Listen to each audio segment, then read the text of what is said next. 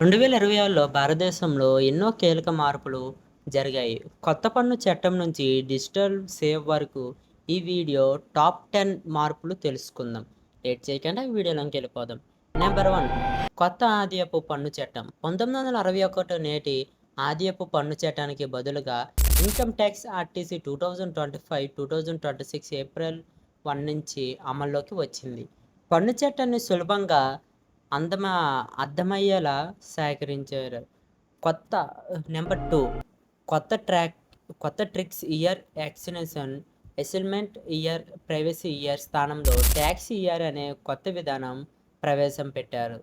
Number 3, పన్ను సులభంగా పెద్ద మార్పులు లేవా. కొత్త చట్టం వచ్చిన వ్యక్తిగత ఆదాయపు పన్ను సులభాలు అత్యంతకరమైన కొనసాగుతున్నాయి. Number 4, budget. 2026 మౌలిక వసతుల తయారీ, రైల్వే, టెక్నాలజీ రంగంలో అభివృద్ధి ప్రాధాన్యం ఇచ్చారు. నెంబర్ 5, ఐటీఆర్ ఫైలింగ్ మరింత సులభంగా కొత్త పార్లు సులభమైన నిబంధనలతో ట్యాక్సీ ఫైలింగ్ను సౌకర్యవంతంగా చేస్తున్నారు. Number 6, digital governance. ప్రభుత్వం సేవలను మరింత వేగంగా డిజిటల్గా అందించేందుకు చర్యలు కొనసాగుతున్నాయి. నెంబర్ 7, ఏఐ మరియు టెక్నాలజీపై దృష్టి. ఏఐ సమీకరణలో డిజిటల్ రంగం అభివృద్ధి పెట్టుబడులు పెంచుతున్నారు.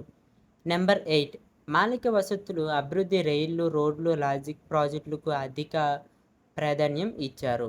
నెంబర్ 9, పెట్టుబడులకు ప్రోత్సాహిత. విదేశ పెట్టుబడులను అంగీకరించేందుకు పలు ఆర్థిక సంస్కరణలను అమల్లోకి చేస్తున్నారు.